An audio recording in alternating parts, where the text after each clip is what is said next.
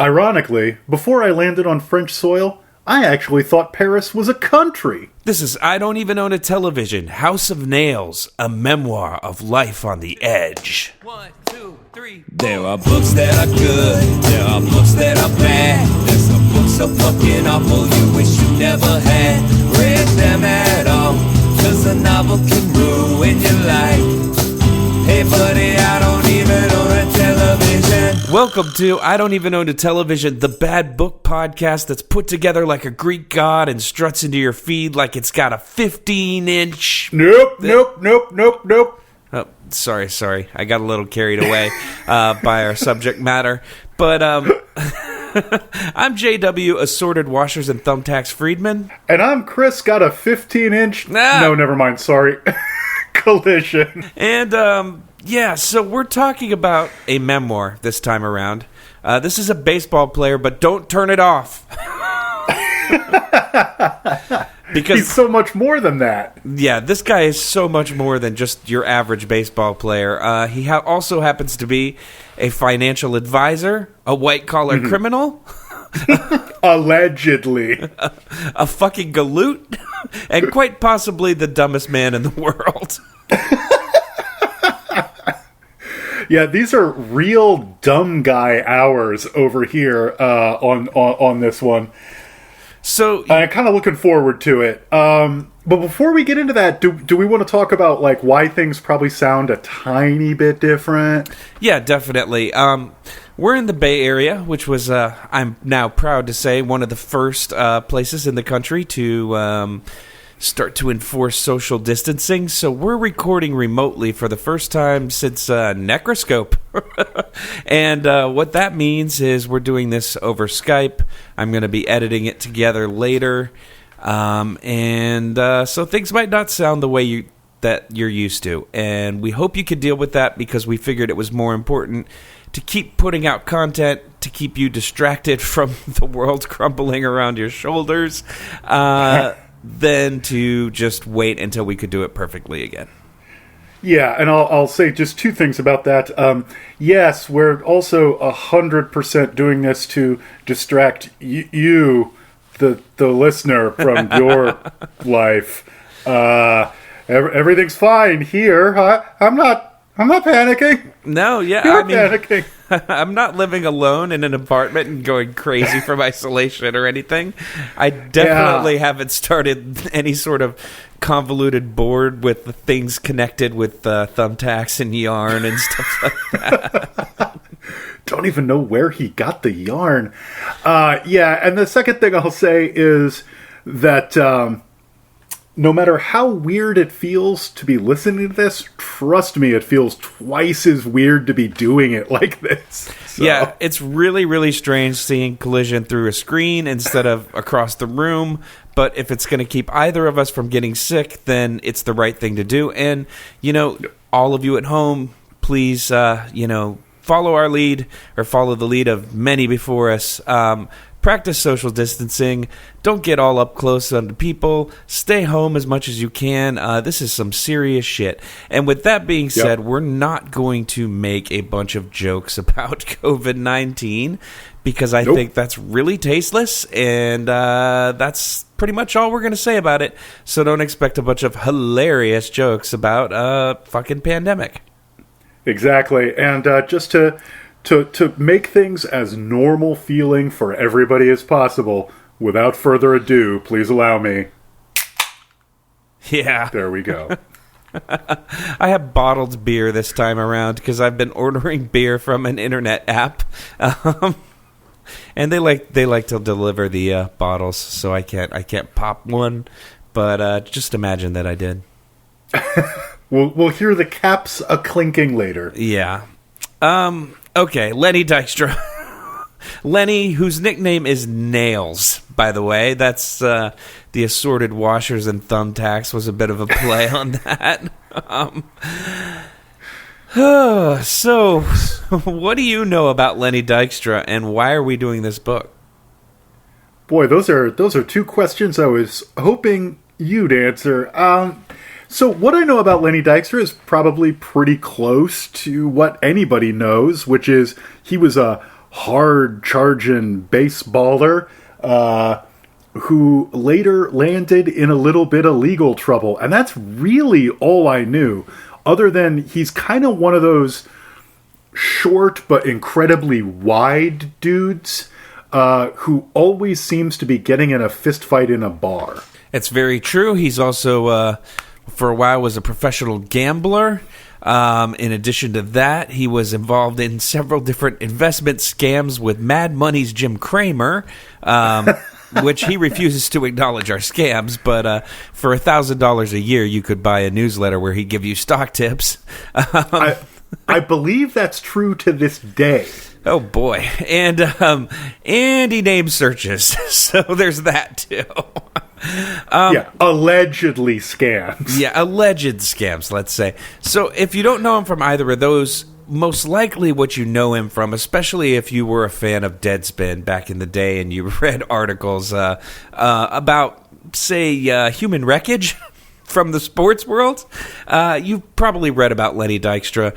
He also was the star of such articles as Bleacher Report's Lenny Dykstra, A Man Worth Hating, Business Insider's The Complete Story of How Lenny Dykstra Went from the Top of the World to Getting Arrested for Bankruptcy Fraud, and my personal favorite, GQ's You Think Your Job Sucks? Try working for Lenny Dykstra. Wow. So we're gonna do a plot in 60 seconds. But before we do, can I sum up the tone of this book in just a few paragraphs? I think you should. Okay, this is page 1. This is the prologue, and this is the first thing you encounter when you open the book. Pardon my tone of voice, but I just feel like this is how it was written. Growing up, my biggest fear was being average. I wanted to be rich. I wanted to be a millionaire. I get what I want, one way or another, so I became a millionaire. Many times over, I might add. How? Hard fucking work.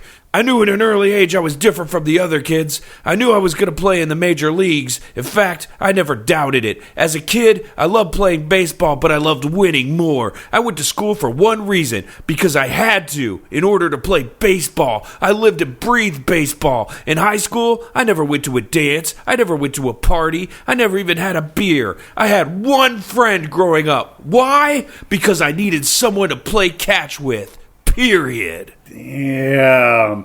So, you might say that Lenny's not like other boys.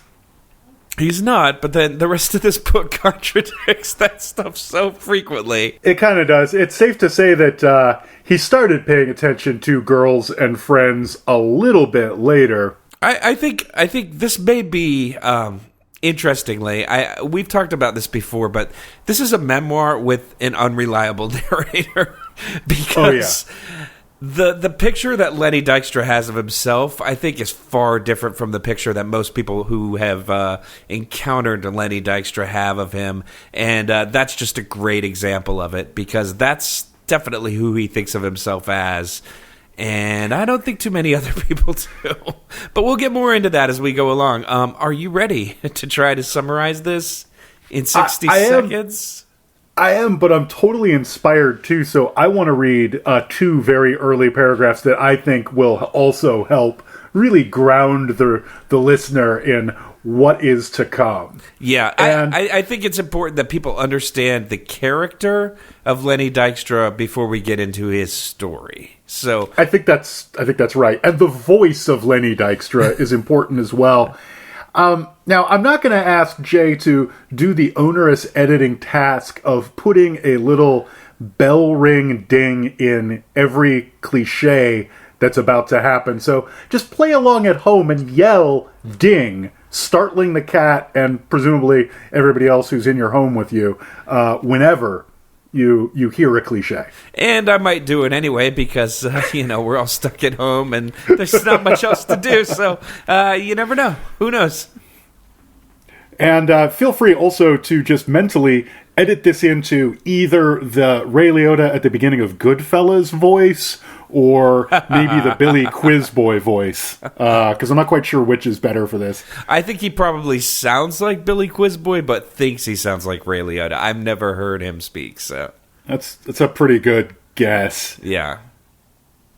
To be a star, You have to have the ability to not give a fuck what others, especially your opponents, think about you. You have to be willing to take risks. You need brass balls, and you cannot be afraid to put it all on the line. Unfortunately for me, that attitude in life became a double-edged sword. It gave me a huge advantage on the field, but it was serious a liability off the field. Just grab Really? grab the bull by the horns and fucking yeah. Really makes you think, huh, Jay? It does. It makes me think a lot about three things that Lenny Dykstra is really interested in writing about: balls, 15-inch cocks, and men who are put together like Greek gods, mostly himself. And we'll get into that more as things go on, but I think it's time for Plot in 60 Seconds. Lamentably, I think you're right. All right, here's a song. You got 60 seconds, scream in the shout. You got 60 seconds, don't leave nothing out. You got 60 seconds, open your mouth and tell them what the goddamn book's about. Now, I think you could do this one in 60. I have faith in you. Much like here's a little sports joke.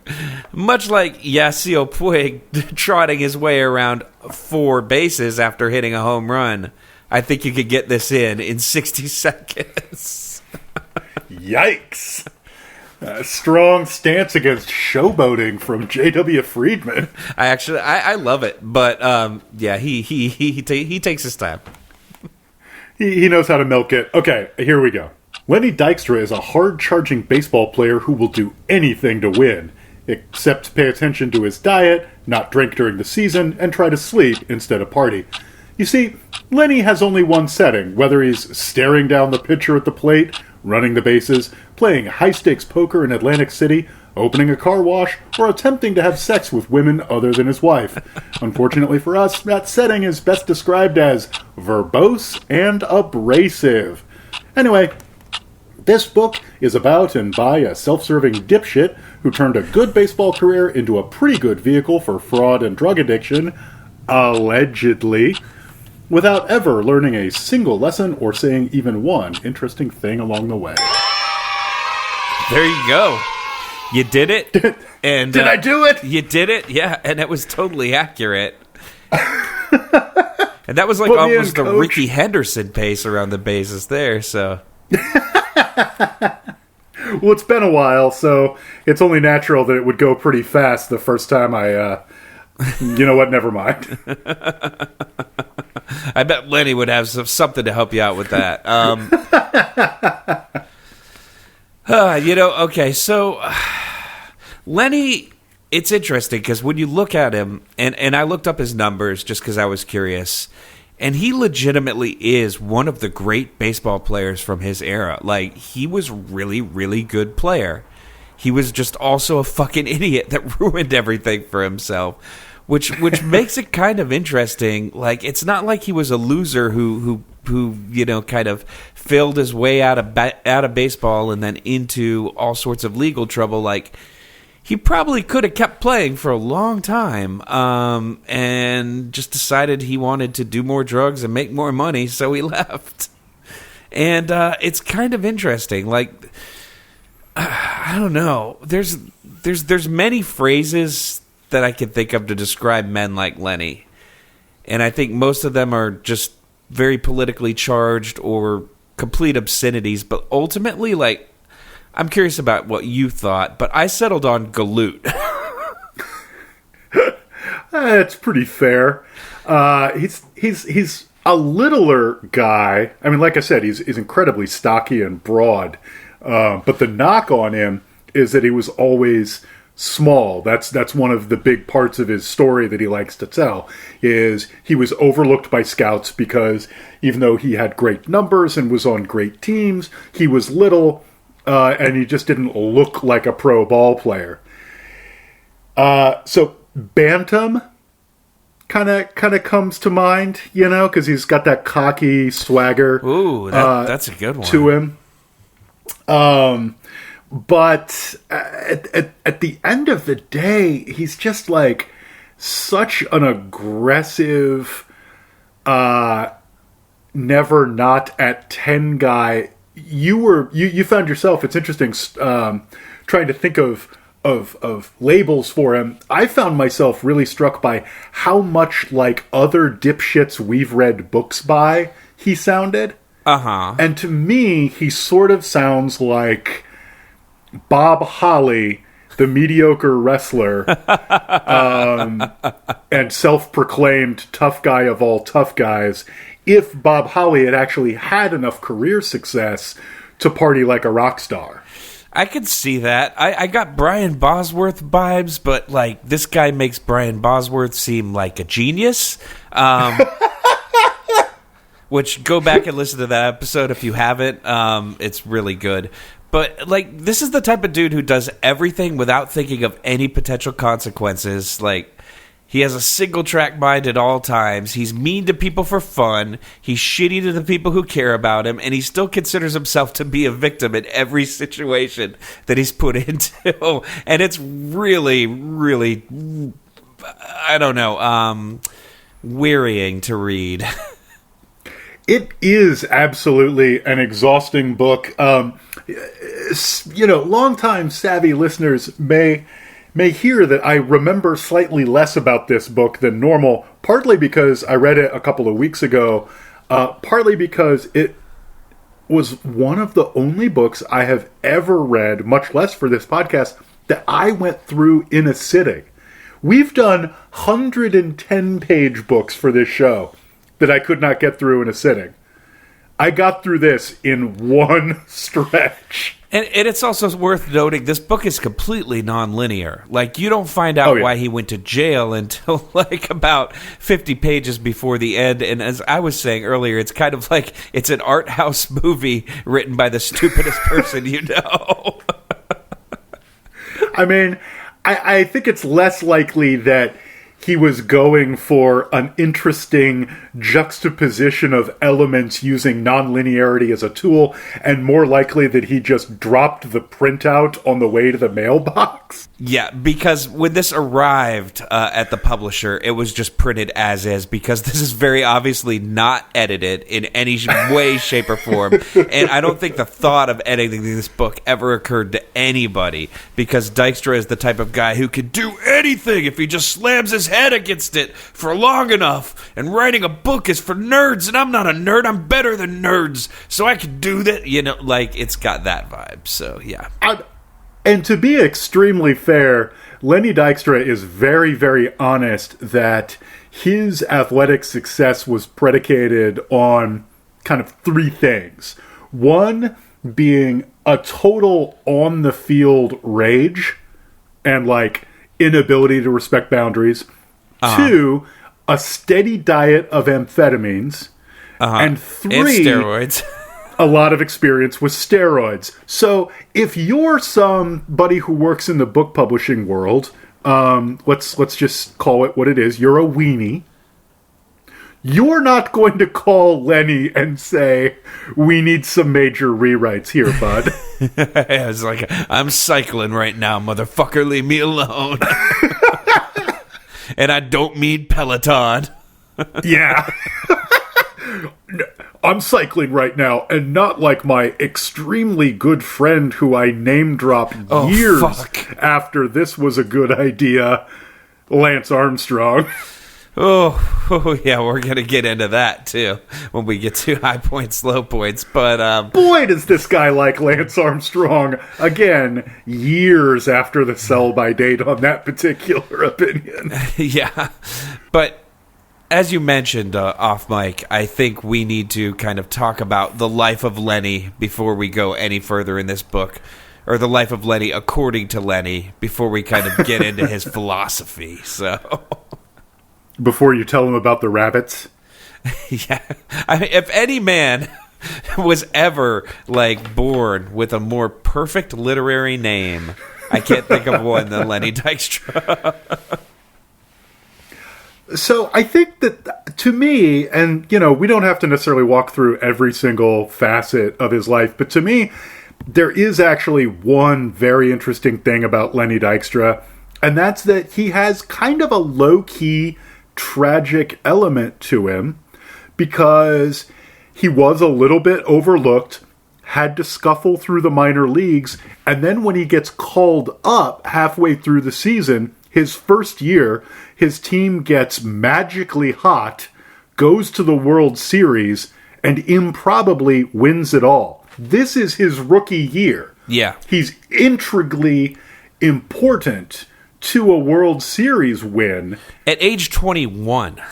At age 21, and it never happens for him again.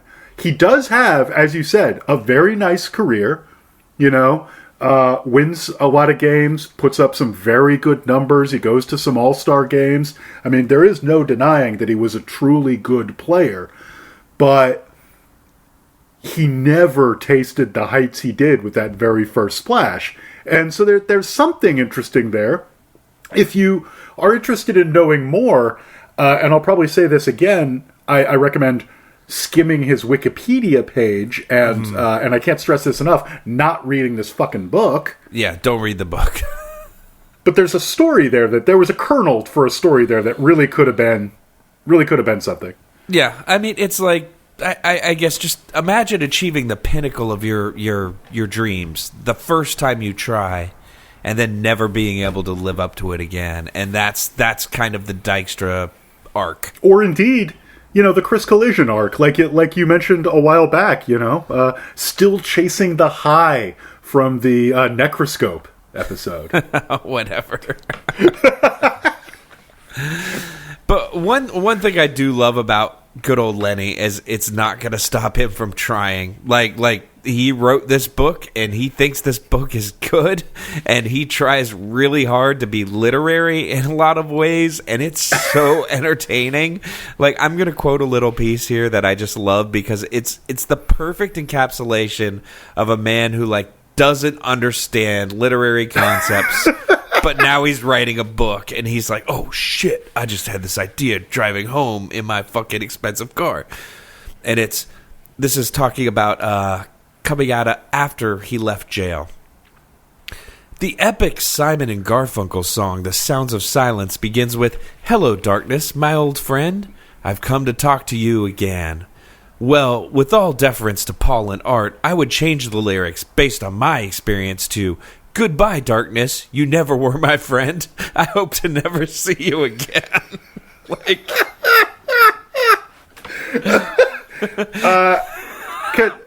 Okay, so quick sidebar. You can cut this out if you want to, Jay. Fuck, we only do bad books. It's also worth noting that, Dykstra does spend 2 years in prison for fucking grand theft auto, or bankruptcy, some kind of bankruptcy evasion. And while he's there, he falls in love with John Grisham and decides that he now loves books because he read a John Grisham book. And oh my god, it's so amazing. Just the little quote from it is great. Like, this dude has what he would describe as a major hard-on for John Grisham, and it's so entertaining. Are you going to read that section, or am I? If you've got it bookmarked, you can. I don't want to monopolize everything. Oh, I can dig that up pretty quick, because you best believe it's highlighted in my copy. So I'm going to read an excerpt that explains the genesis, the critical moment that started his love for John Grisham. Oh, and by the way, whoever ghosted him into saying, "with all due deference to Simon and Garfunkel," that's showing your ass. There's no fucking way Lenny Dykstra knows the word deference. No. Anyway. Which is crazy, because like I said, this book does not feel ghostwritten at all. Like, I'm really surprised that it wasn't like, well, Paul and Art are pretty smart guys, but I would change the lyrics. So. Yeah, I'm 90% sure that as written, or more likely as dictated into the mini recorder, was, I was thinking about that Simon and Garfunkel song, High Night, my buddy. That song's bullshit. More like Goodbye Night. Fuck you. Yeah, they got it all wrong. Those fucking weird-ass Jews from New York. I don't know why our accents are this way, because it is a notable fact about Mr. Dykstra that he is a SoCal boy. Oh, yeah, and he has a high-pitched voice, too. Does he? That's mentioned several times, that he has a very reedy SoCal kind of voice, so... Oh, interesting. Yeah. Okay, so I'm going to read again. Sorry to multiply digress us, but let's go back to the moment where he fell in love with John Grisham. A few days into my sentence, I laid on my cot, fully expecting another night of unending boredom. I was learning how to allow my mind to just drift way out there until I became, as the song says, comfortably numb. Oh! Just before I checked out for the night, a voice startled me from the adjacent cell. "Hey man, you alright over there?" "Yeah, I guess," I replied, not sure who it was. "You read?" the low, rough voice asked. "No, not really." "Man, you got to learn to read in here, or you're gonna do some hard time," the voice cautioned. "If you ever take a trip down to Cobb County, Georgia, better bring your library card." Then I heard a noise outside my cell, and there, before my door, was a book that he had tossed to me from his cell. I opened the food slot in my door and snagged it. It was The King of Torts by John Grisham. all right." Literally. In the blink of an eye, I was awakened to the unchanging misery of my circumstances. What a great fucking read. For a few days, I became Clay Carter, the main character in the book. I even dreamt I was him. Never having read before, I got sucked into the world of well-written fiction. Hard and fast. John fucking Grisham. I'm sorry, like, Grisham writes compelling thrillers, but, like, the idea of, like, he even says, like, later on in that passage, like, Lenny Dykstra and books, we never got along before this, but, like, this book, oh, man, now I'm a huge fan. And this is all capped off in the epilogue. Here comes a beer cap. Oh, yeah. This is capped off in the epilogue by, which was written by just some random friend of Lenny's. I looked up his name. I couldn't find him anywhere. And it's about how Lenny kind of like muscled and sweet-talked his way onto John Grisham's estate, uninvited, to drop off a copy of his manuscript to see if Grisham would write a foreword for it. And he acts all triumphant about it, and then they never hear back from John Grisham. So his next move is to decide he's going to get Stephen King instead. Spoiler, this book has no foreword. It has no foreword. I believe Mr. King did drop a, like, one-sentence pull quote for the cover, though. Oh, I didn't see that. It's a little embarrassing. We are unabashed King fans, but you know what? Like, they can't all be winners. Like, sometimes you drop out of Pet Cemetery. He makes mistakes. He makes shitty tweets, and sometimes he blurbs shitty books. But yeah, here's what Stephen King thinks of this book: tough, straight, upsetting. I'm actually kind of with him so far. Yeah, exactly. And strangely beautiful. Well, other than the last one, yes. Yeah, one of the best sports autobiographies I've ever read. Now, that's fine. This is one of my favorite episodes we've recorded lately. Stephen King has never read Jim Bouton's Ball 4, I'm imagining, but anyway. Yeah. How many has he read? This is, I think, an important question. He's a baseball fan. Like, if he hasn't read Ball 4, I don't know. Anyway. But, yeah. I mean, it's still one of. It could be one of the two. Yeah, that's true. There's, to be totally honest, and I'm a fan of many sports. There's not a lot of great sports biographies out there. Yeah. That is a true fact. And one way you can tell that that's a true fact is by looking through the old sports archive here at I don't even own a television.com. It's true. I will say the photo section of the back, which comes after the world's most unnecessary glossary, which I found, index, which I found really, really interesting, which has things like home runs, ... subheading, how many I've hit, things like that.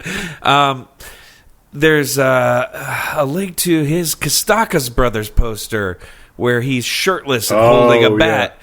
And that's the second time the Kostakis brothers have made an IDEO TV appearance, next only to Brian Bosworth. What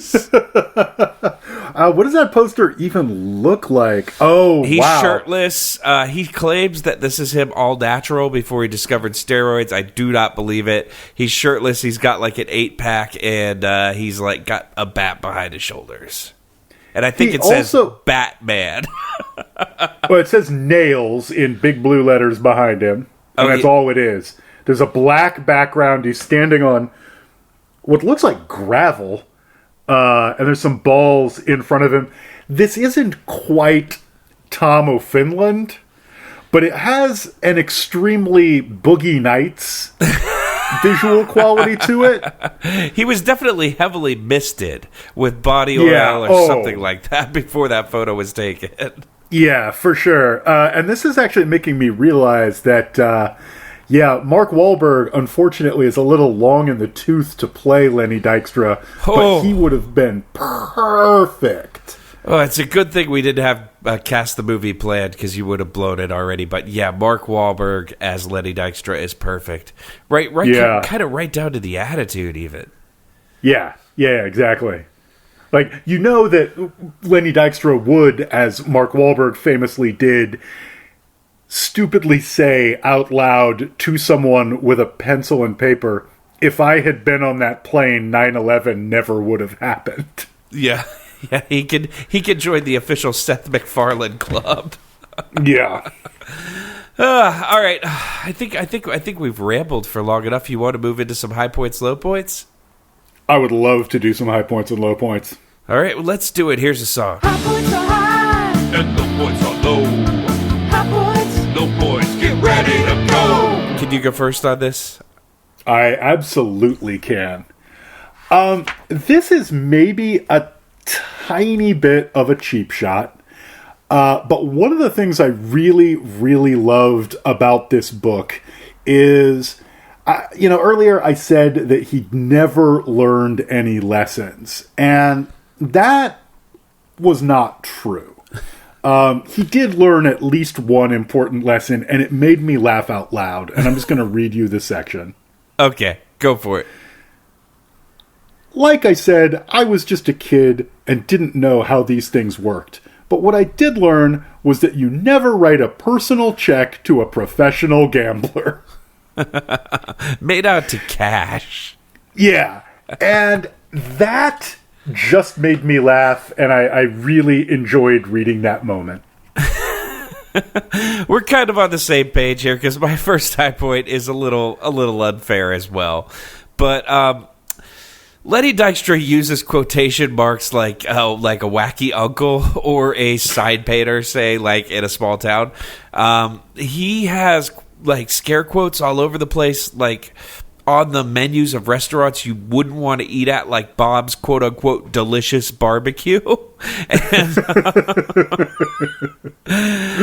as I said earlier, this book was obviously not edited, and there's just a ton of grammatical and spelling errors, but the quotes are great. Like, anything resembling an idiom gets them. Like, they called me Nails because I was, quote-unquote, tough as nails, and things like that. It's really entertaining.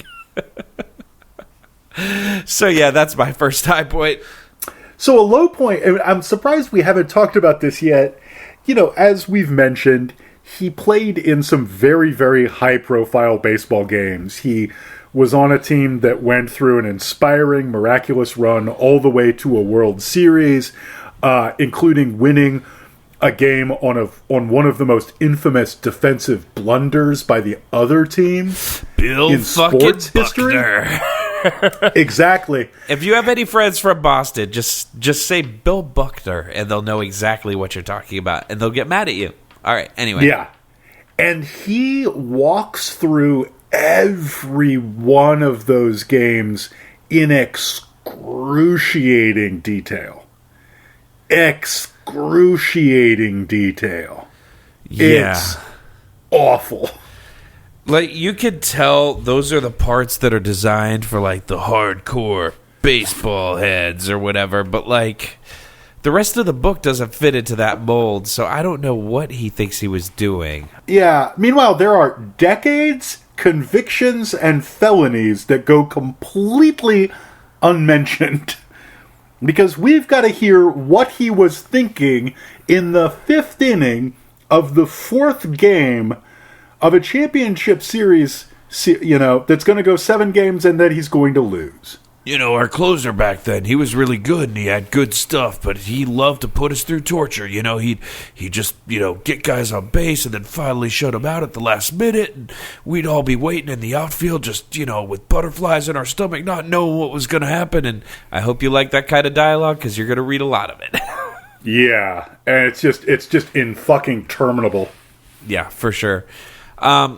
One thing for me, my first low point is that Lenny's attitude towards the ladies, we haven't gotten into this, but Lenny is very misogynistic. He loves the P word, which is something I'm going to avoid saying as much as possible, but I don't want to say the P word a whole bunch, so maybe we'll edit in some cats or just think of some synonyms. I don't know.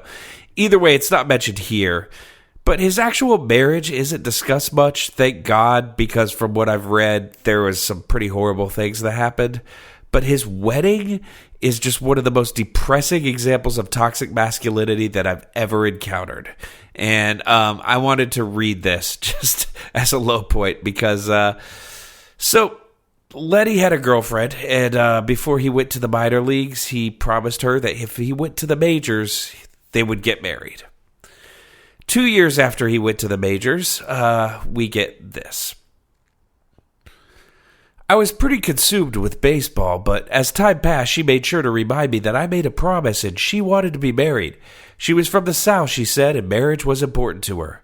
Finally, on a morning I was scheduled to play golf with my good friend Bert Brodsky, a very wealthy businessman from Port Washington, Long Island, where we were living. She asked me again, when are we going to get married?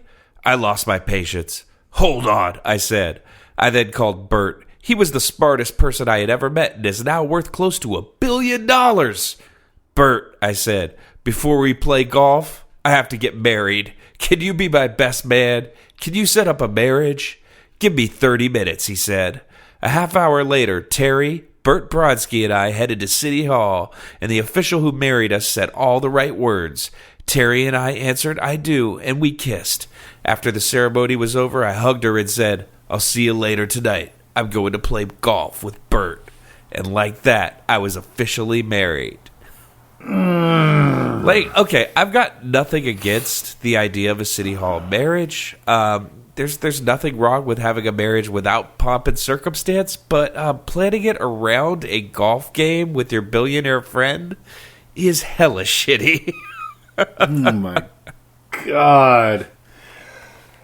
Well, that's going to make my next low point look like weak tea, because I'd kind of forgotten how shabbily he treats his wife because she's barely in the book, I suspect, because her lawyers got to read it before it came out. But there's a dead guy whose lawyers didn't get to read the book before it came out. And that guy spends a lot of time under the bus, and that guy's name is Davy Johnson. So I just want to read you a little bit of the greatest hits of Lenny Dykstra talking about his former boss, New York Mets manager Davy Johnson. In the end, one could make a strong argument that Davy Johnson was an overrated and underachieving manager. He built his reputation by winning only one World Series, which in reality ought to have been 2 or 3. Skipping ahead. Just real quick, though. Yeah. According to Lenny Dykstra, what is the difference between his winning World Series and his 2 losing World Series? Probably not enough Lenny Dykstra in the mix. I'm not sure. Exactly. Not starting Lenny Dykstra. Anyway, let's continue. All right. Skipping ahead a bit. Instead of having our closer, Randy Myers, who was fucking lights out that year, not to mention available, fresh, and cockstrong, Davey, for whatever reason, decided to let Doc start the 9th. This is Doc Gooden, yes. For those at home. Absolute legend. Anyway, continue. That was fuck up number 1. Blah, blah, blah. It goes for a while. Instead, Davey failed us as players. He failed you, the fans. He failed the people who put their faith in him, the New York Mets organization, and ultimately, he failed himself. The company paid Davey a lot of money to make the right decisions when it mattered most. Millions of fans lived and died with the team. The players worked their asses off for months, years really, to get to this stage. Unfortunately, on Sunday, October 9th, 1988, in front of 54,014 fans, Davey failed miserably at his job. Here are the 4 basic steps that Davey should have followed if he was doing his job in the 9th inning of Game 4 of the 1988 NLCS. Shut the fuck up, Lenny. And it goes on a couple more pages. Like, there's 6 consecutive pages that are nothing but my former boss sucked at his job and I'm mad at him. I love the part where he says he failed himself. He failed you, the fans. That's a diss track shit. And even a good diss track very rarely has a rapper say that the other rapper let down his own audience. You failed yourself. Yeah, I mean, that's hardcore. So yeah, there's that's the end of chapter 8, and Jesus Christ, the real reason that's a low point to me is because I was kind of enjoying it the first time through until I stopped and thought about it and was just like, Jesus, dude, you're a real troll of a person to go this hard. You owe me a championship. Yeah, it's rough. It's really rough.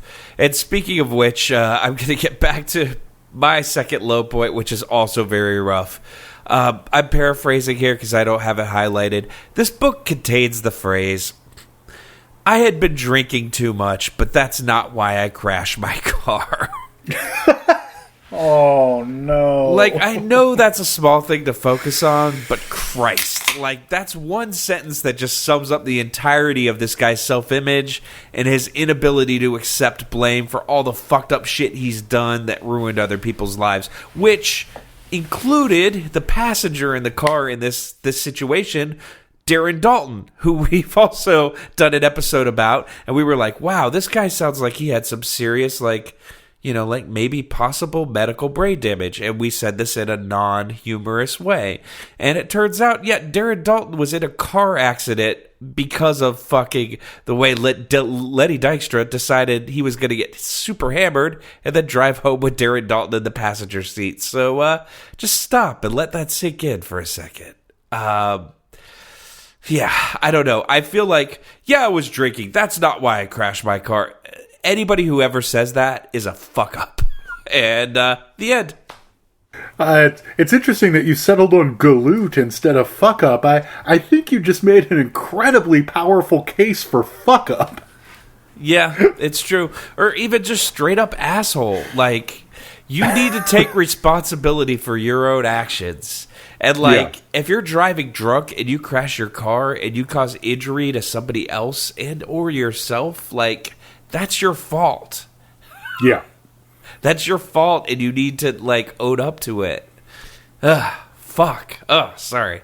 I mentioned Boogie Nights earlier, and this book really does, to me, have a fairly strong Boogie Nights vibe, where it's all fun and games, and the guy you're following is just too fucking dumb to understand the trail of wreckage he's leaving behind himself, and too fucking dumb and too fucking reckless and too fucking careless to understand the damage he's doing to other people and himself too. Yeah. It's just, yeah. And like I say, I think that's one of the main reasons I powered through it in a night and then didn't spend a ton of time thinking about it. Like, when you've written a book that makes me think, wow, I really enjoyed spending some hours with Ace Frehley more. Yeah, seriously. At least Ace went fishing, you know? Yeah, at least Ace had friends. Yeah. You know? When you've written a book that, like, makes you wish you were hanging out with Bob Hawley, the world's angriest guy who looks like a thumb, like, you might need to take it down a notch or two. Yeah. So I'm sorry that both of my low points were bummers, but, like, there's some bummer shit in this book, no matter how you want to look at it. But let's move on to our last round of high points and close it out on a higher note. Okay, this is kind of a cheat. I will say that I really enjoyed how relentlessly insistent he was on the idea that there is only one right way to play baseball, and it involves taking walks, bunting, and manufacturing runs, just moving guys around the bases, because that, by God, is Royals baseball. Or should I say, world champion Kansas City Royals baseball. I mean, he's not lying, right? Like, you bat 300, you're a star in Major League Baseball, and that means you're failing 7 out of 10 times. So I do agree with that. You know, like, a lot of it is, I won't say smarts, because Lenny Dykstra is not smart, but it's understanding the numbers behind the game, for sure. He is smart at baseball, but that's a side thing. I'm gonna read a few things from the delightful, as you pointed out, pictures and captions section. Oh, you've got to, at the very least, at some point, get to the photo of his Gulf Stream. Oh, that's we're ending on that, my friend. Okay, great. Okay, picture: dipshit in a suit. Caption: here I am, living large in a $5,000 a night presidential suite at the St. Regis on the corner of 55th and Madison in New York City. If you only knew what happened between those walls. Well, Lenny, my dude, I've got great news for you. You had a really neat venue where you could have told us what happened between those walls. It's called writing your fucking memoir. Oh, gosh. Okay, picture. It's a sign that's hard to read in what looks like a traffic island. Caption: entrance to my Simi Valley car wash, the Taj Mahal of car washes, and the source of my post-baseball wealth. How do we not get into this yet? Because we like to reward people for getting deep into an episode before we give them the good shit. Okay. Inside the complex, I built a saltwater shark tank and displayed world-class sports memorabilia. We would wash about 1,000 cars on a Saturday. I just want to say that discovering that Lenny Dykstra, like me, is the kind of person who would like to own a car wash with a shark tank in it was a wonderful high point for me. It made me wonder how much of Breaking Bad was based on Lenny Dykstra. And the last picture and caption, it's a plane, but from dead in front of the nose, so all you really see is the window, the point of its nose, wings out like lines, because that's perspective you've got, and, two big jet engines. My Gulfstream, the biggest swinging dick of private aviation. Tell me that doesn't get you hard? Oh, gross. Gross. Yeah. stretching the definition of high point, like I guess Lenny Dykstra is stretching his pants when he looks at a picture of a Gulf Stream. Lenny, I have never, ever gotten an erection looking at an airplane. I'm sorry, dude. I don't know. It's so weird. He's really, really into planes. But yeah, the captions in the photograph section are great. My final high point is, while I don't agree with the parts of the book where Lenny essentially tells teenagers that they should take steroids because steroids are the best, I actually do agree with his general assessment of steroids in sports and how much of that controversy was manufactured. You know, like, obviously, for those who don't remember, steroids were not really enforced in professional baseball until Congress got involved for some reason and started, you know, putting people up to be indicted. Like Barry Bonds, for instance, I'm a Giants fan. Barry Bonds was a great baseball player long before he discovered the gas, and like most of the steroid era superstars were. And I really liked this particular quote about the Hall of Fame. This is like maybe one of the only smart things in this book. The shit we do know about is enough to keep a lot of players out, even though a stumbling drunk womanizer like Babe Ruth gets in. That's okay. He gets a pass. What about Mickey Mantle, who admitted to showing up to games drunk off his ass? What about racists like Ty Cobb and Rogers Hornsby? Is it okay for a guy like a Hornsby, who was in the Ku Klux Klan, to be in the Hall of Fame? Where do you draw the line? And I feel like that is pretty apt. Like, I don't know, like there are a lot of people who are morally bankrupt who are honored for their skill as a baseball player, whereas, like, dudes who took a shot at their ass weren't. And as a fan of sports, if those guys wanted to destroy their bodies to hit more home runs, I don't really have a problem with that. Like, I definitely think Barry Bonds should be in the Hall of Fame before a guy who was literally a member of the Ku Klux Klan. So that one section, I was like, hey, yeah, I'm on board with you, Dykstra. I'm on board. So yeah, that was my high point. You know, nobody's tuning in to this show to hear us debate the Hall of Fame. I just want to say that everything you and he just said is literally insane, including the and.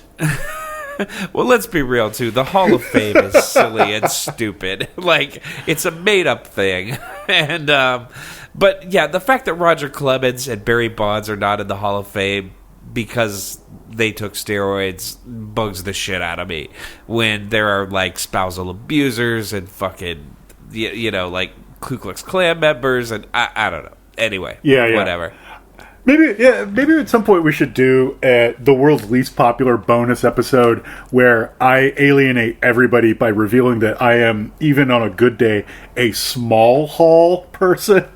Yeah, I'm a big hall guy for sure. And yeah, like, I don't know. I agreed with that part, but that's a controversial high point, I guess. So there we go. Yeah. And I think it's worth noting that even when Lenny Dykstra is making sense, parenthetically, to one of us anyway, that is a kind of sense that is extremely, shall we say, pro-Lenny Dykstra. Oh, yeah, absolutely. If Lenny Dykstra did not take steroids, that paragraph would not appear in this book. Yeah. So you read that and you just, like, open up the old spreadsheet and you mark the status of self to served. Yeah. Lots of little asterisks all over the place. And with that, we're going to look at our scorecards here and reminisce a little bit and take a break. We'll be back here in a few minutes.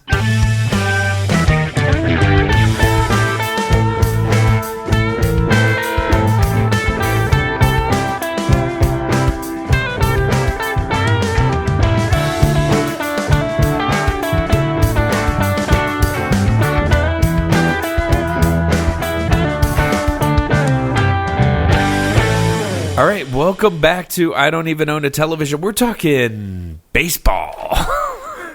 We're nailing you. Yeah. I'm sorry Clothes. I said that. Clothes, call in with your hot takes. We're having a smack off. But this is the segment, or the part of the show, where we like to do some games, and we're going to start out with the most, I would say, wins above replacement segment in podcasting history. This is the dramatic readings. Dramatic readings. We're gonna make it sound important. Dramatic readings. Yeah, I got some words for you. All right, I'm going to kick us off, I think, if that's all right.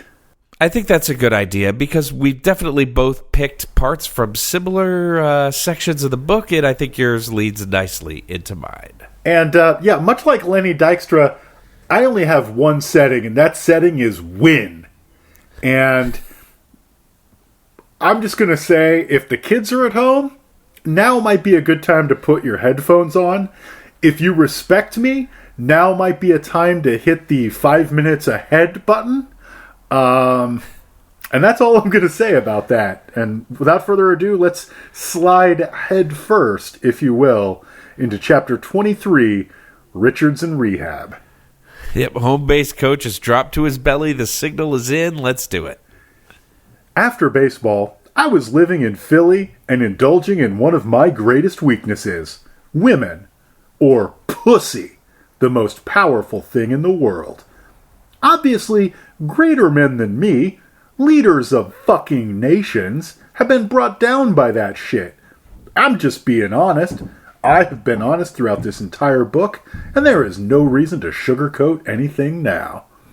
But the thing is, when you're married, you can only say you're going to a psychiatrist once a week, which I was doing, before your wife starts to get wise to what you're really up to. Oh my God. At that time, I was seeing Dr. Richard Cogan, and you had to be a celebrity to get an appointment with him.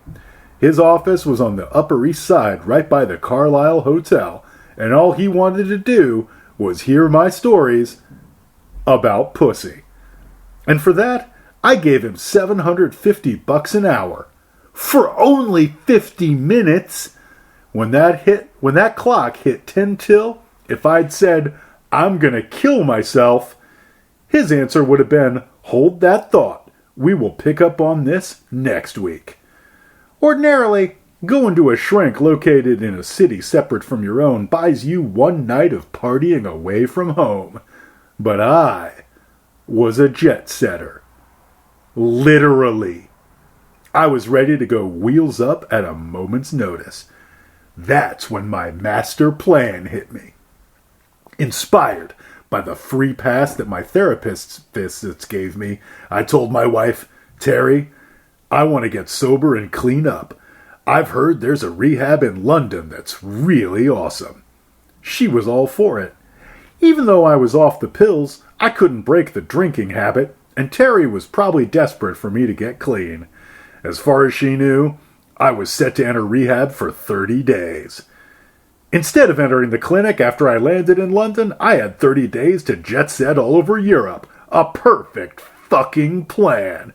Over the years, I played that card 6 different times and hit 6 different countries.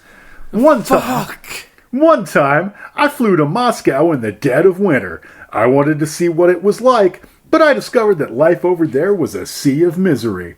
No wonder they all drink vodka. They put the M in misery. Don't know what that means.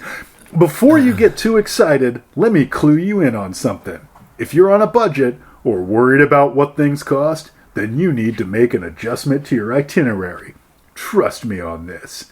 I was in my early 30s, put together like a Greek god, and could have millions of dollars sent wherever and whenever I wanted simply by making a phone call. My ego, I wonder how many inches his cock was. My ego was just as big as my bank account.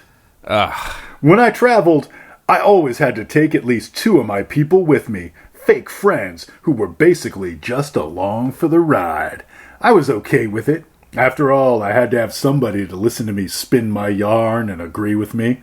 Since no one by themselves could keep up, I'd bring 2 so they could keep shifts. I'm going to skip a little bit ahead, but I just got to finish off with this one paragraph. The next morning, I rented a yacht as long as a football field. It was a yacht with a capital Y.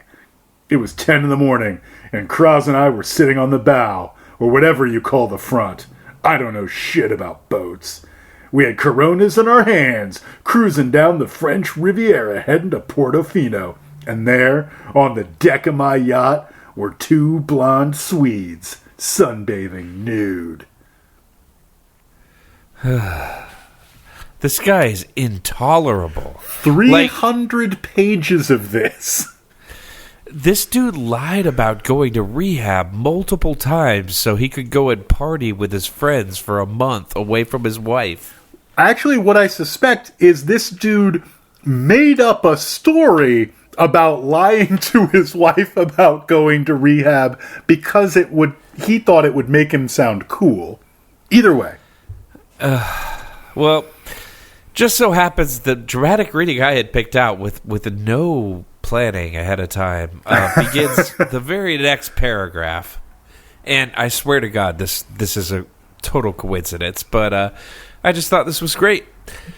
On another day of my 30-day jaunts, when I was supposed to be in yet another rehab, I ended up in St. Bart's. There were 2 presidential suites in the hotel. My entourage and I had one, and next door was another group that had a big fucking yacht parked down in the bay. I'm talking about a serious fucking yacht. The word was out that De Niro was there, and one afternoon when I came back from the restaurant, I was on my porch drinking a banana daiquiri, and there was the Raging Bull himself sitting at the next table. "What are you drinking?" he asked. "A banana daiquiri," I said. Okay, so in real life, that's the end of the conversation. But in this book, one thing led to another, and the next thing I knew, we were in the bathroom of his suite, and it was Powder fucking City. This guy was a pro, dipping his finger in the coke and numbing his gums. I don't think he even knew who the hell I was. I could tell he wasn't a sports guy, but he sure liked hitting the slopes with me. Ayo! "How do you like the Richards, man?" I asked. "Richards," he said. "What do you mean?" "That's the code name for blow, bro," I told him. It was something I made up for my teammates so we didn't have to say the word cocaine around management. I named it after Keith Richards of the Rolling Stones. He looks like a line of coke. I cut up another line and we were off and running. The next thing I know, De Niro took half my blow. So I'm going to jump ahead a little bit here. A couple years later, I ran into De Niro at his restaurant in Tribeca, New York, and went up to him. "Hey, remember me?" I asked. He gave me a look like I was an ugly, red-headed stepchild. There was no wine for me that fucking night, I'll guarantee you that. Celebrities, man. They're more than happy to take all your blow, then act like you're the hired help when you see them out in public. Damn. Just want to mention that whole story is allegedly. Allegedly, yeah. Once again, this is an alleged tale from the memoir. Yeah. But, I like the idea of allegedly Robert De Niro stealing fucking Lenny Dykstra's coke. So, anyway, there we go. That was my dramatic reading. If true, hero of the book from where I sit. I think these kinds of high-flying, jet-styling, jet-setting stories lead us nicely to my next game, Biggest Surprise. Never run empty, we're vigorous guys. As the show runs longer and vigorous size. Got them hungry minds and the rigorous eyes. Let us tell you about this fucking book's biggest surprise. Boom! Biggest surprise. This is the part where we try to pick out the part of the book that took us aback the most. Why don't you go first, Collision? Yeah, so we just heard a long thing about jet setting around the Riviera. We've heard a lot about how this SoCal boy, went to all the hot spots, hung out with, fave raves like Bobby De Niro. We haven't talked much about his love affair with Jim Cramer, but it's real. Charlie Sheen has possibly the weirdest and most upsetting chapter in the book. He, as we've mentioned, loves Lance Armstrong deeply. I don't think we've mentioned that he has a brief infatuation with Mickey Rourke. And so to me, the biggest... Mickey Rourke, who carries a small dog around with him everywhere he goes. Right. Which Lenny finds deeply upsetting. What Lenny would like to carry around is a 15-inch wallet. It's a very thick wallet. So to me, the biggest surprise is at no time does he mention Hugh Hefner or go to the Playboy Mansion. Ooh, that's a really good point. Jack Nicholson's in here, and there's no Hugh Hefner? Yeah. Like, what the fuck, dude? Wow. Okay. Maybe Hef's lawyers got a hold of this, too. That's entirely possible. We're like, that never happened. Who the fuck is Lenny Dykstra? Yeah, I'm sorry. We have a height limit to get into this club. Yeah, sorry. No offense meant to any of our many short kings listening to this. I'm a short king. It's cool. We're in this together. Hef probably wouldn't let me in either. That was a joke about the discrimination that Hef would perpetuate upon you, not my own personal feelings. Yeah. I guess for me, it's that later on you find out he has kids, which is crazy considering how little you hear about his family. Yeah. But one of them is relatively successful in baseball, and it's one of his sons who he named Cutter, which is that's a breaking ball. That's a breaking fastball. Lenny Dykstra, throughout his career, had a lot of trouble with the breaking ball. And it amazes me that he would name his son after a pitch he couldn't hit. So, yeah, that was my biggest surprise. No, I mean, a lot of us name our kids after things that we didn't have or couldn't do in our life, which is why my sons are job, nice clothes, and a girlfriend.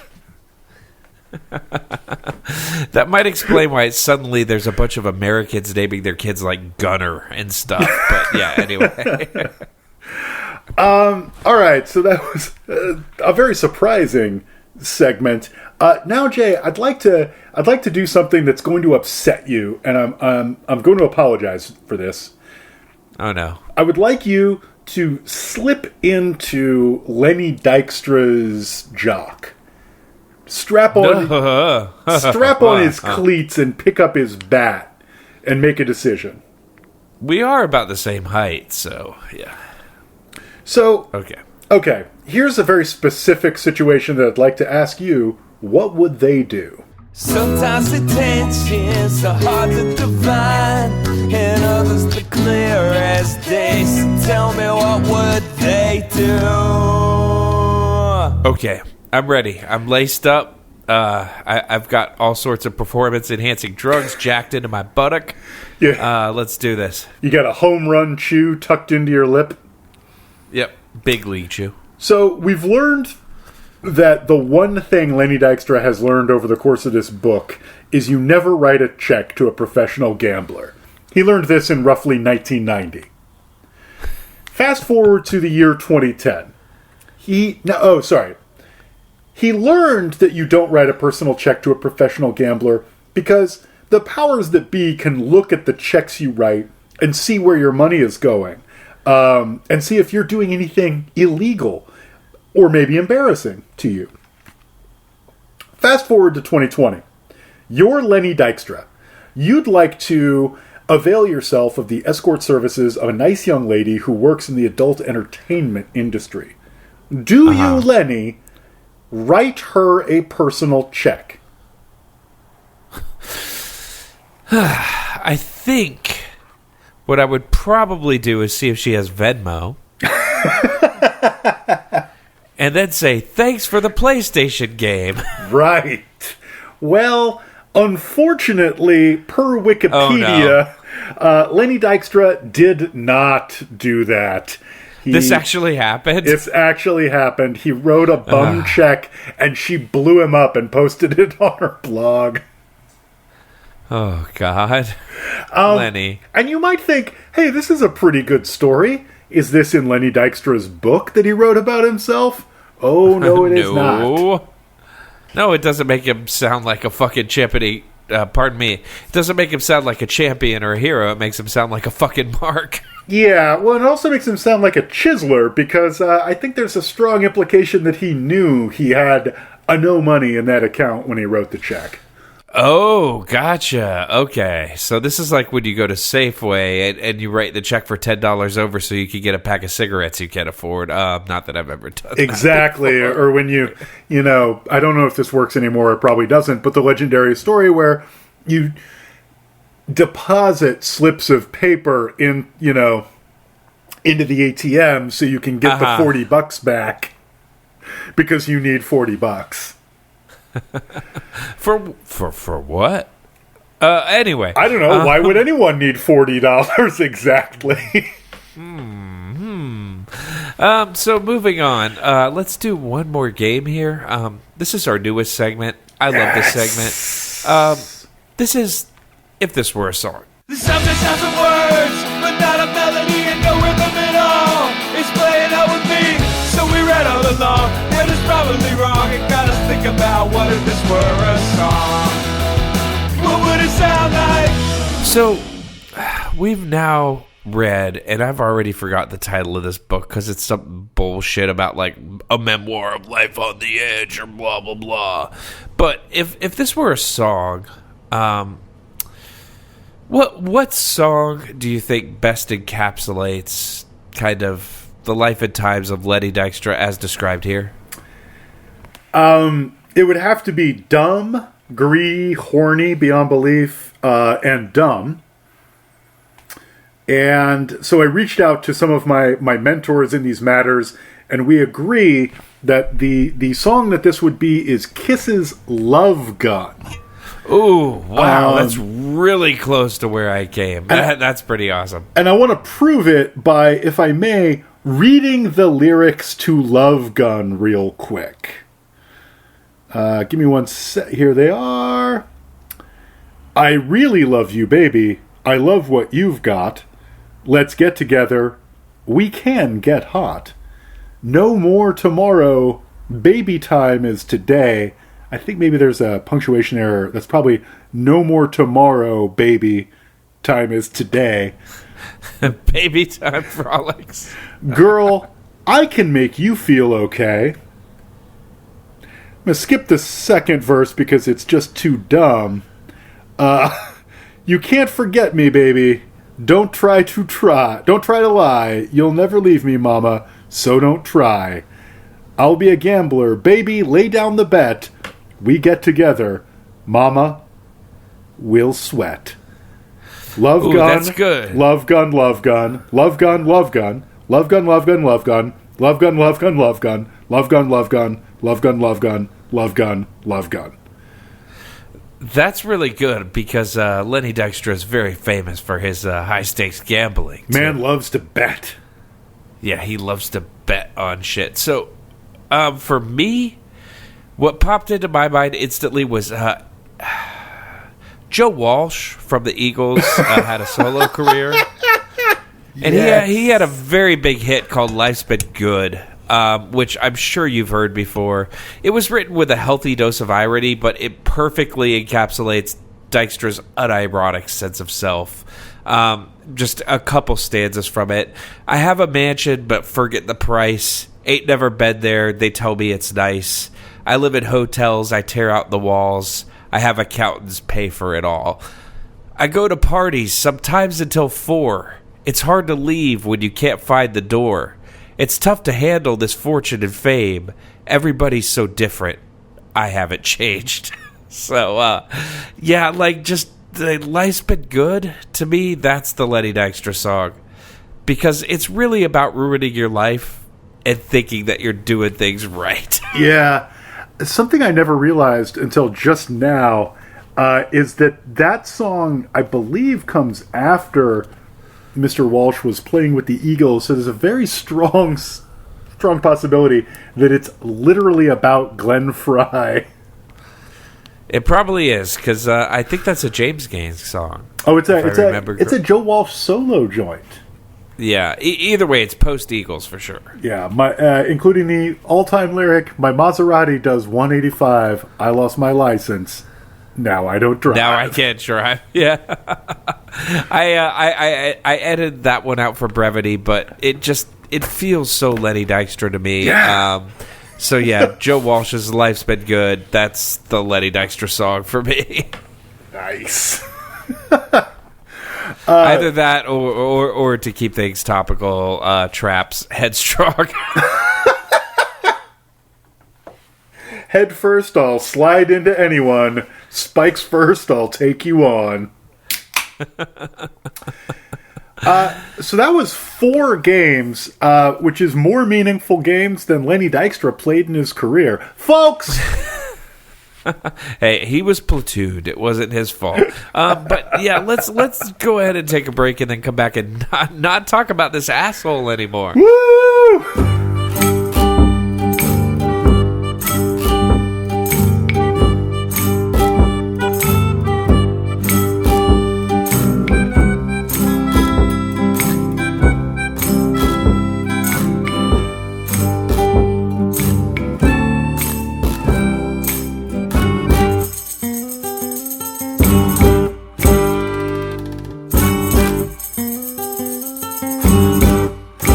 All right, welcome back. We're no longer talking about Lenny Dykstra. And that is a very good thing. Yeah. All I can see now is just your lamp. Oh, yeah, I'm sorry. That's the ceiling. I moved my phone because I need to look at it for certain parts of the next segment. Okay, yeah. This is the fun of recording remote, folks. Social distancing. This is the part of the show where we recommend things that we actually liked. So here's a song. Not only venom and spite, sometimes with sweetness and light, and we always end the episode by telling you about a thing we like. Recommendations. All right, so I guess I'll go ahead and start us off. I've spent the past week and a half, 2 weeks or so, in a hotel room in Central Florida, dealing with some family trauma and trying to isolate myself from the, how do I put this? The carefree attitude of Central Florida towards this crisis we're all facing. So while I've read a lot, it's really hard for me to think of anything I've enjoyed. So I'm just going to go ahead and say I'm going to recommend The Sentence is Death by Anthony Horowitz. It's the sequel to The Word is Murder, so that's pretty clever. Oh, nice job. It's in the same series where he's kind of writing about himself, writing about a fictional detective. I would say it's not quite as good as the first one, but it's really good if you enjoy twisty mysteries and you really like weird meta-fiction. So check that out. If you want to read a book about a protagonist who's also has to deal with shooting foils war while he's solving a mystery. Hard to imagine much better than that. I've been in a slightly different position in that I haven't gone fucking anywhere, and have consumed very little that was not Star Trek DS9. Yes, I'm a million years old and I've finally discovered Star Trek DS9, which I'm not going to recommend, but, I'm finishing up season 4 now, having started from episode 1 an embarrassingly short time ago. What I'm going to recommend is a threefer. I finally finished I Love Dick, the show based on the book.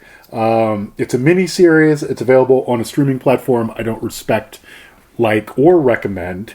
But it's got an extraordinarily good Catherine Hahn performance, a very interesting Kevin Bacon performance, and a lot of other things to recommend it.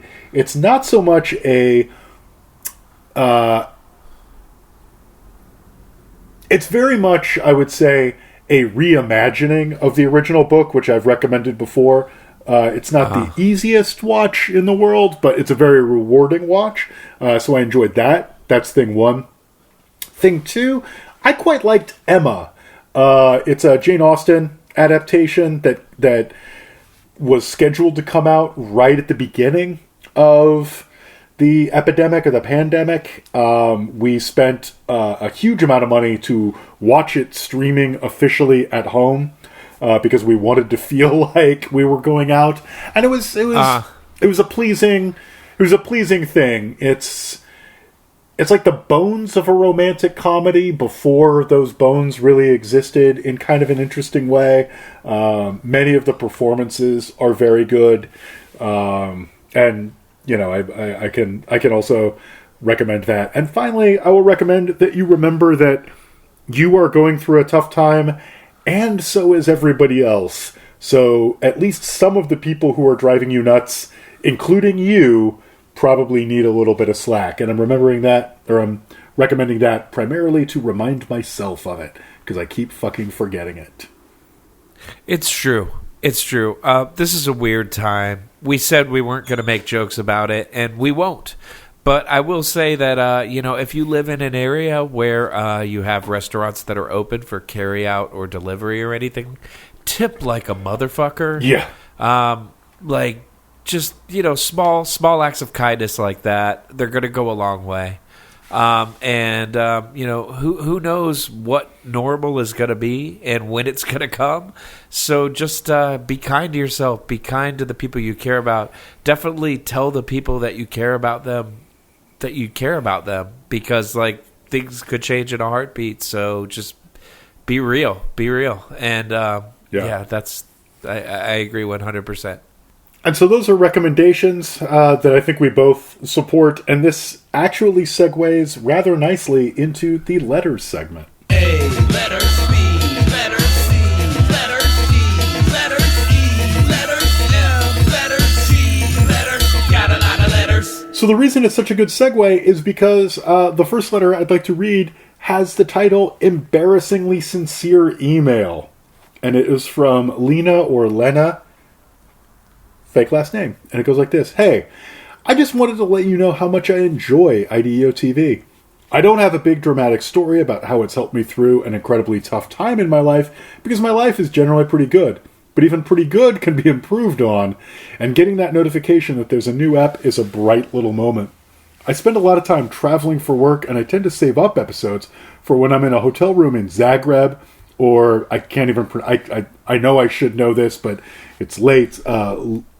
Ljubljana, or wherever I am that week. It's lovely to have something familiar but new to reset my brain when I'm fried from navigating a country where I don't speak the language. Side note from me, extremely same, and I could not imagine walking down to the grocery store to stand in line without a little bit of a podcast in my brain to give me something to hang on to. Yeah. Definitely. I do understand the hockey references, despite being British. So, wow, big ups to you. I'm not quite sure how you engineered that. So thanks. I really enjoyed the show, and I really appreciate the work you put into it. I just want to read that because that was a really incredibly heartening thing to read that just came in at a time when, man, shit's all fucked up. And thanks for that. So... shit is all fucked up, and if you've been around this long and you're still listening to the show, I'm just going to be honest. We missed an episode because I lost my mother last week, and that was huge for me, and I had to travel while all this shit was going on, and it made me really sad. And I didn't want to make a big deal about it on the internet, but I dropped a couple veiled references to it, and just the amount of people that came out to just tell me, that this show means things to them, it really helped me get through. And I really appreciate that. So thank you so much. Everybody that gets anything from this show, I'm just glad that you do. And, that's why we're doing this distance recording. And for the near future, we're going to try to keep on schedule because... I know this isn't the most important thing in anybody's lives, but if it can enrich it at any bit, that's makes me feel good. Yeah, I think exactly. And unfortunately, I picked the world's worst letter to transition to from that. So everybody get ready for a little bit of emotional whiplash, and I apologize. Title is, Do Fan Fictions Count as Material for Your Show? It's from Xander, fake last name. And it goes like this. Case in point, this SpongeBob SquarePants brain fetish fanfic, and then I stopped reading because in case I haven't erected this particular bright line before, SpongeBob is unequivocally good, and I won't hear anything else about it. So, in general, no, fanfic doesn't meet our standards, and in specific, yay SpongeBob. Yeah, we try to stick with things that have been published by commercial publishing houses. Occasionally we'll go into self-published stuff. Very rarely will we dip into the realm of fan fiction, and definitely not into fucking SpongeBob. No. Come on. He's wholesome. He's the most wholesome. I just want to say, without, pulling the curtain too far back, within this week, in not an entirely sober state, I might have started watching SpongeBob from the first episode. And I'll just say that from the first episode, that show was a little more psychedelic than you may remember. It's out there. Tom Kenny, the voice of SpongeBob, Mr. Show alum. So there you go. Which I did not know until my friend explained it to me just this week. So anyway, we all have a lot to learn about SpongeBob, it seems. Yeah. So no, we will not be talking about SpongeBob fanfiction on the show. But we don't talk about what goes on at the Krusty Krab, but we do talk about giant crabs a lot. In the I Don't Even Own a Television Fun Time Party Pit, which you can find over on Facebook, and which is a rare bright spot where people are genuinely and generally nice to each other and say funny and fun things instead of going insane because of isolation. So check that out. If you want to email us, you can do it at I don't even know television @gmail.com. I'm off Twitter. You can try to add us, but yeah, just send us an email or jump into the party pit. And if you really like the show, and we hope that you do, and things aren't, too unstable and awful for you, you can help us keep the show going and make it as good as we can by donating on an ongoing basis to us at patreon.com/IDEOTV. We give an extra episode every month to the folks who support us at the $5 a month level or more. And it's allowed us to be able to record with any kind of quality remotely, because it's what allowed me to buy the little remote recorder that I'm talking to right now. Yeah. No, it helps a ton. But, honestly, if it comes down to us or, supporting people who really need it from the service industry or people, don't go for us. We're here to entertain you, and we're trying our hardest to provide you with a distraction, but we should not be your priority. So please don't think that that's what we're saying. Yeah, no, but, not at all. Priority 1, cans of beans. Priority 2, a big stack of non-hoarded, the amount you're going to need, toilet paper. Number 3, podcasts. That's how my priorities are going. I actually sorted my cans of beans this week. It was strangely soothing. More cannellinis than I thought I had, not going to lie. Oh, I love those things. Oh, they're so Best good. Beans. So good. You eat those with a really bitter green, you mix those up with some radicchio. Oh, man. That's eating. I was just going to say, collard greens, turnip greens. Oh, man. Yeah, mix that up. Little bit of butter in there. Oh, it's good. Yeah, it's good stuff. But, yeah, so thank you for listening. Sorry, we know this has been kind of a weird episode. It's our first try at this. Hopefully we'll get better as time goes on. Hopefully, time won't go on so long that we have to get really good at it. But Until then, we're going to continue to be here for you every 2 weeks with a new episode and a bonus episode for our Patreon donors. So thank you so much for hanging out and sticking around and listening to us bullshit. Unlike Lenny Dykstra, remember, we are the only podcast that actually loves you. Ride the crab.